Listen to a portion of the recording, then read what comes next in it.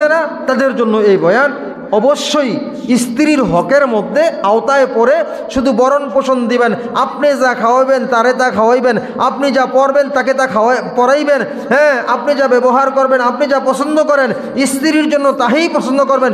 সুন্নতকার রাসূলুল্লাহ সাল্লাল্লাহু আলাইহি ওয়াসাল্লামের সুন্নাত, কিন্তু তাকে পর্দা করাবেন, নামাজি বানাবেন, কোরআন তেলাওয়াতকারী বানাবেন, আল্লাহর বিধান মান্যওয়ালা বানাবেন, এটাও আপনার উপরে ফরজ।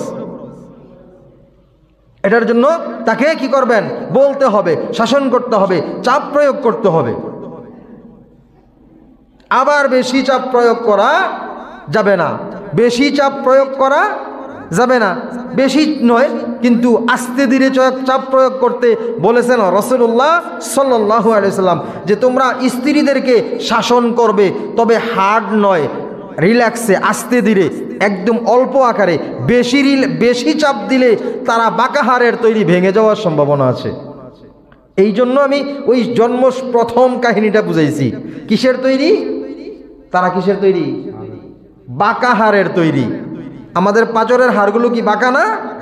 রাসূলুল্লাহ বলেছেন তারা বাঁকাহারের তৈরি, তাদেরকে বেশি প্রেসার দিলে ভেঙে যাওয়ার সম্ভাবনা আছে। এইরকম একটা লাঠি, এটা এভাবে রাইখা জোরে চাপ দেন, ভাঙবে না। এই কথাটা বুঝিয়েছেন রাসূলুল্লাহ সাল্লাল্লাহু আলাইহি ওয়াসাল্লাম। বলেছে বাঁকাহারের তৈরি, বেশি প্রেসার দিলে ভেঙে যাবে। আবার ছেড়ে দেওয়া যাবে না, ছেড়ে দেওয়াও যাবে না। ছেড়ে দিলে আপনি হাসরের ময়দানে উপস্থিত হবেন একজন ব্যভিচারক হিসাবে। হ্যাঁ, আবার কোরআন বলেছে যদি আশঙ্কা করো তোমার স্ত্রী অন্য পুরুষে আসক্ত, তাকে প্রহার করো। কে বলেছে? কোরআন বলেছেন আল্লাহ। যদি এরকম আশঙ্কা করো তোমার স্ত্রী অন্য পুরুষ আসক্ত, তাহলে তাকে কি করো? প্রহার, আঘাত করো।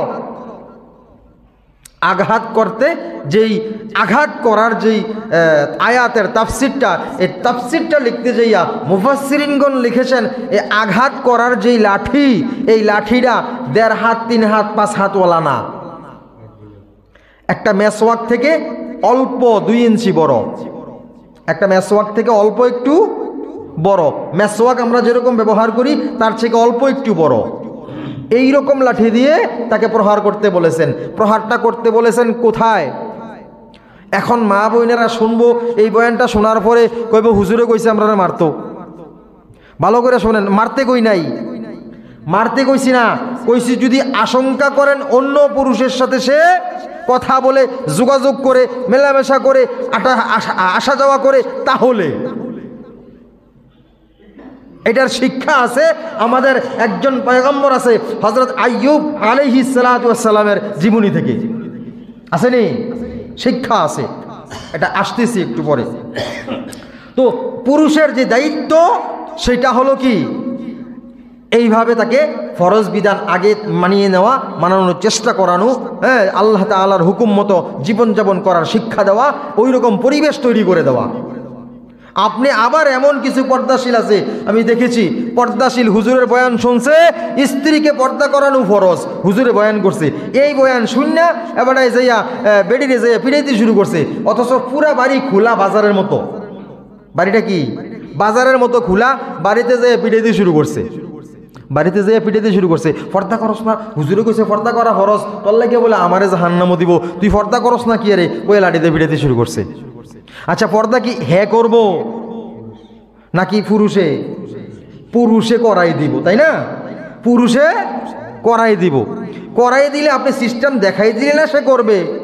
আপনি বাড়ির চারপাশ দিয়ে যে কোনো একটা কিছু দিয়ে একটা বেড়া দিয়ে দেন, ঘরের ভিতরে একটু ওইরকম পর্দা সিস্টেম চালু করে দেন, হ্যাঁ।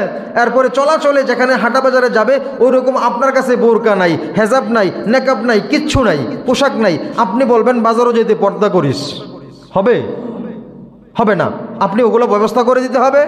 বাড়ির আশেপাশে আপনার স্ত্রী শহরে যায় না, জমিনে যায় না, মাঠে যায় না কাজ করে, আপনি বলবেন ওখানে গেলে পর্দা নষ্ট হয়ে যাবে না। মা বোনেরা রাস্তা বাজার করতে পারবে, শহরে যাইতে পারবে, কৃষিকাজ করতে পারবে, সব কাজ করা জায়েজ যদি সে পর্দা করে যায়। বুঝে আসছে? কারণ আমাদের দেশের, আমাদের বিশ্বের আরব কান্ট্রিগুলোতে এই মেয়েরা সব কাজ করে পর্দার সাথে, করে কিনা? পর্দা যদি ঠিকমতো করা যায়, আর পর্দা খুলে বেহায়াপনা করে কাপড় চোপড় ছোট পরে অথবা শরীর দেখিয়ে কাজকর্ম করা জায়েজ নাই, এগুলো হারাম। এই জন্য মেয়েদেরকে পর্দা করাতে হবে কে? স্বামী। কে করাতে হবে? স্বামীর যেই সকল হকগুলো, এগুলো বলছি আমি। হ্যাঁ, তারপর সব বিষয়ে আপনি সব বিষয়ে তার খেয়াল করবেন। যখন তাকে আপনি গ্রহণ করেছেন, বিবাহ করেছেন, শাদী করেছেন, নিকাহ করেছেন, সেই দিন থেকে সমস্ত দায়িত্ব আপনার উপরে অর্পণ হয়। আপনি তাকে সব পরিচালনা করবেন, ঠিক আছে? কারণ হলো আপনি মোহরানা দিয়ে তার বাবা থেকে ক্রয় করে নিয়ে এসেছেন। আজ থেকে আমার এই কথা বলি, কবুল মানে কি? আমরা কবুল বলি না? কবুল মানে কি? গ্রহণ করা। কি করা? গ্রহণ করলেন। আপনি তার মালিকানা গ্রহণ করলেন। কি করলেন? তার মালিকানা গ্রহণ করলেন। আপনি আজ থেকে তার মালিক। আপনি বললে সে বেড়াতে যেতে পারবে, আপনি বললে বাজারে যেতে পারবে, আপনি বললে শহরে যেতে পারবে, আপনি বললে সে ঘর থেকে বের হতে পারবে। যদি না বলেন তাহলে যাওয়া যাবে না। হাদিস শরীফে রাসূলুল্লাহ সাল্লাল্লাহু আলাইহি ওয়াসাল্লাম বলেছেন।